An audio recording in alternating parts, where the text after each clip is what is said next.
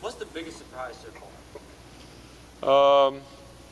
I mean, we really go into every year. You really don't know exactly what it's all going to look like. So, just kind of watching it as it comes together. Obviously, we couldn't have predicted some of the things, that would have happened. I would say the thing I'm probably most pleased with overall is our explosive plays that are back. I mean, we're ahead of where we've been really for the last 2 years in explosive plays. And then also the way that we've been able to run the ball. I've been very pleased with that. And it's not just Travis. I mean, both Choice and Feaster, have added to that mix. And, I think for us, we have a confidence in throwing the ball with our quarterbacks and with our wide receivers. And but for us to, really be at our best offensively, we got to have a major threat running the ball that you can count on consistently. So I would say that's probably what I'm most pleased with, is the explosive plays and the way we've been able to run the ball. What are the challenges comparing two young quarterbacks to play when you're kind of first getting the benefit of that, whether or not one of them is going to we're actually preparing 4 quarterbacks to play. That's a good challenge for, Coach Streeter. I think the biggest thing is just teaching, just try not to make it bigger than it is. I mean, getting Chase ready last week, he was going to get more reps. Chase has always been a guy that's paid attention. He's been in every quarterback meeting that we've had and done a good job paying attention. But, last week's the first week he actually got a lot of reps to prepare. Trevor, we're fully expecting everything to be okay and him be back soon.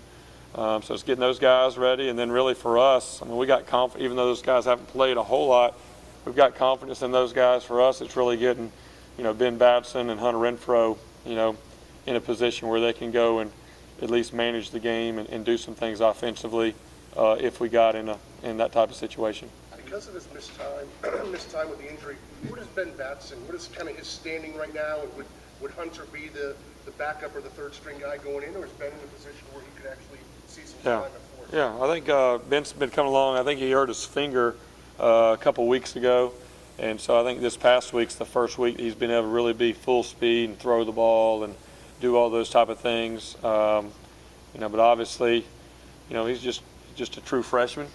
Just getting here, didn't have the spring like Trevor, and obviously didn't have a year like Chase did. But for us right now where we are, we're kind of preparing both of those guys, and we'll evaluate them as practice goes with Ben and with Hunter. Obviously, Ben's been full-time quarterback, and he's been in all those meetings and probably understands a little bit of it as far as how everything operates, the calls, protections, all that type of stuff. Hunter's a guy that's kind of going back and forth. Fortunately for me, he has a great understanding of what we're doing from a wide receiver perspective, so he can spend more time in the quarterback meetings, learning some of those calls. But I think for us, we're going to evaluate both of those guys. They'll get some opportunities in practice, with the team, live reps and all those type of things, kind of see where we are. And then it also may be a situation, depending on how the game's going, what we need to do in the game. But we haven't made a firm decision on that yet. I think that's going to be something we'll watch this week. How's Renfro's arm? Renfro throws it good. I call him Banks McFadden. He's just kind of that old school guy. I mean, here's the funny thing is, I went up to him in pre-practice on Monday, and Coach Sweeney had made the announcement, that Mark wasn't going to be playing. And so I went up to Renfro, and the music's playing. It's loud. Y'all been out here during our pre-practice. And so I just said, hey, if we need you, will you be ready? And he said, yeah, I'll just play outside leverage. And I said, outside, what are you talking about? He said, corner? I said, no, quarterback. He's like, okay. I mean, that's just who he is. I mean, he's like, I can go play wherever. So we kind of got a good laugh out of that. I said, no, we're not at a position where we need you to do that. But that's just who he is. He has that feeling. He can punt, return, he can play wide out, he can play quarterback. He could go over on defense. I don't think depth-wise we're ever going to need that, hopefully. But no, he throws it well, and that's all he played until he got here. He played quarterback in high school. He didn't play one snap of wide receiver in his entire high school career. So he likes the opportunity and the challenge, to kind of think. And then also, it's going to help him down the road. I mean, he stays healthy, he's going to have a chance at the next level playing wide receiver, and to get experience really being in that quarterback meeting room and listening about how the guys go through their progressions and defenses and all that. I mean, he's just a sponge. He wants to learn as much as he can. So I think it's a win-win for him to get that opportunity. Do you know if Trevor has been cleared yet? And then with Hunter, do you know how his reps are going to split this week between the receiver and quarterback? Yeah. So Trevor, everything that I'm hearing is, Danny Poole and the medical staff feel a lot of positive signs. Everything's tracking the right way, and there's a chance that he'll be able to practice tonight. But I think they're going to let him lift and go through their protocol that they have, but they've been very optimistic. I think they're kind of finding out it was a little bit more of a neck strain, the way he got hit, than anything else. So that's been really good news. But no final decision on that's been made. And then, there'll be times throughout practice with Ben and Hunter where they'll be thrown in there.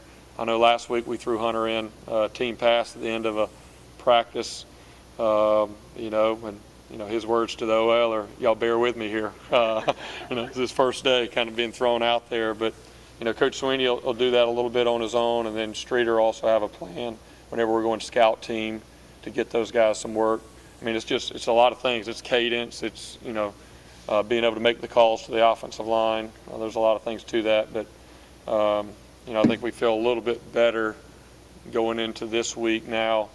Last week it was just trying to get Chase ready in case something happened to Trevor. Jeff, how surreal is it that 5 months, I guess, after we talked about this quarterback being one of the most decorated in college football, Yeah.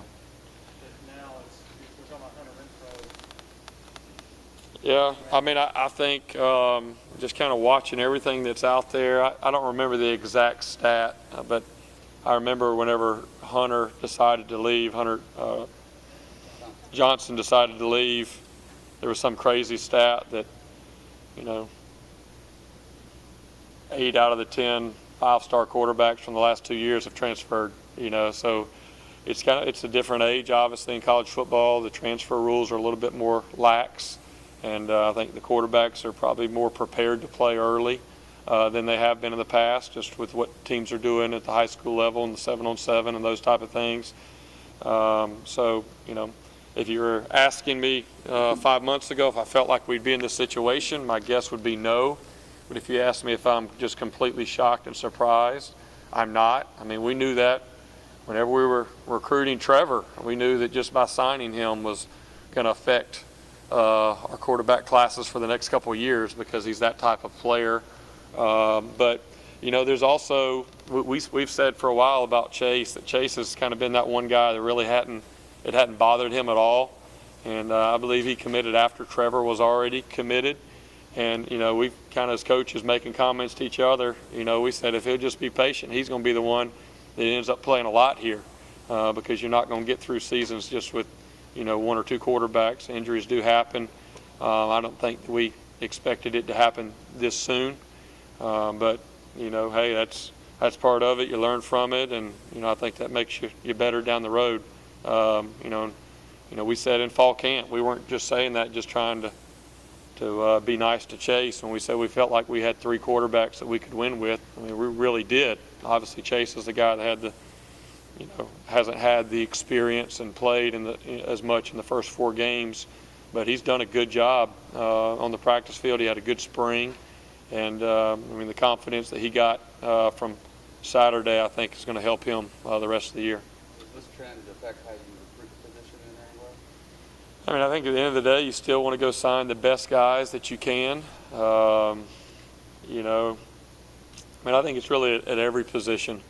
You got to kind of think through that, and that's for people a lot higher than me on, the 4-game. I don't think any of us really expected the 4-game red shirt rule having the effect that it did across the country. We were kind of excited because we'd be able to play some guys and keep them. But, at the end of the day, you still want to recruit the best players that fit Clemson. And I think if you continue to do that, here and there you may have an issue But, I think it's also what you surround. If you have an issue at wideout, but you're really good at all the other positions, you can manage that. Having a, issue with depth at quarterback, that's what we told Chase. Man, you got a lot of talent around you, and, you don't have to do this by yourself. And obviously that showed Saturday. Jeff, just your thoughts on Gage's performance. Yeah. From that late penalty, it seemed Yeah, like he that took advantage of his opportunity. That's a good observation. I'm glad you brought that up. Gage is, Tremaine wasn't quite 100%, and so Sean moved out to right tackle, and so we played Cade Stewart and Gage Cervinka, and really felt like there in the second half, Gage did a really good job in there, and he had some key blocks, and he's been a guy that's kind of been having to cross train at center and at guard, but that's something that doesn't get talked about enough. I mean, you go back and watch the video, we probably don't win the game without Gage and some of the blocks that he made. I mean, we were short more than just, our starting quarterback. There's several other guys that were out, and to be able to run the ball like we did there in the second half, Gage was a big part of that. And again, that's another guy getting meaningful reps and adds to the depth, and that's also why you want to play as many guys as you can when you can, so that when you do have some of these injuries, it's not the guy's first time in there. And this was definitely not Gage's first time in there, but I think he played his best game in the opportunities that he was given, and so that'll be good for us down the road. Just